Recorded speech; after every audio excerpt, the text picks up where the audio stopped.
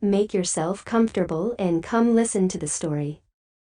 Once upon a time there was a man and his wife, who had the bad luck to live next door to a witch. They longed to have a child, and at last their wish was granted. One day, the wife had a craving for some wild garlic, called Rapunzel, growing in the witch's garden. Her husband picked some for her, and she ate it. The next day he went back for more, and on the third the witch pounced on him. "Why are you stealing my wild garlic?" she asked. The man explained that his wife had a craving for the plant. "Well, I won't harm you, but you must give me the baby she is going to have," said the witch. The man, fearing for his life, agreed. When the time came, the wife gave birth to a lovely baby girl. But the witch came to take the baby away. She was called Rapunzel, just like the wild garlic plant. The witch brought up Rapunzel, and, when she was 12, locked her in a high tower that had no door or stairway. Rapunzel had beautiful, long hair, and when the witch wanted to visit her, she stood at the foot of the tower and said, "Rapunzel, Rapunzel,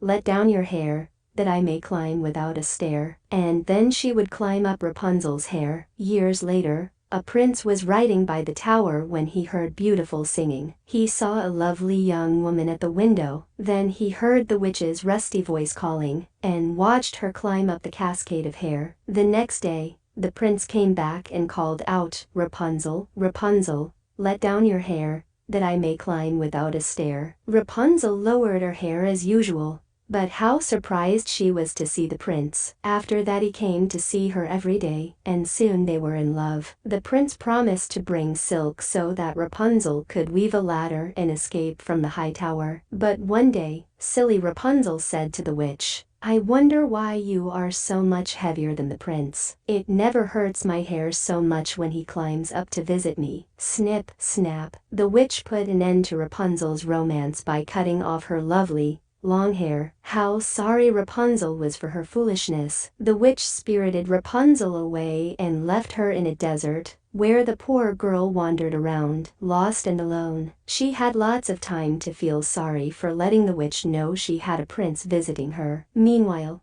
the wicked witch had tied Rapunzel's hair to the window frame. When she heard the prince call, she let down the golden tresses as usual. Now it was the prince's turn for a surprise, and a very nasty one. He tumbled down from the high tower, and the witch made him go blind. He crawled away, unable to see where he was going. For years the prince wandered around the world, searching for his lost love, Rapunzel. After a long time, he found himself in a desert. He was hot, tired, and thirsty, and then he heard a lovely voice singing such a sad song that it made him weep. "Rapunzel," he cried. "Rapunzel, can it be you?" It was Rapunzel. She ran over to the prince and threw her arms around him. When she saw that her prince was now blind, she cried. Her tears fell into his eyes, and suddenly he could see again. Rapunzel and her prince were married, and they never saw the witch again. And Rapunzel's hair grew almost as long as before.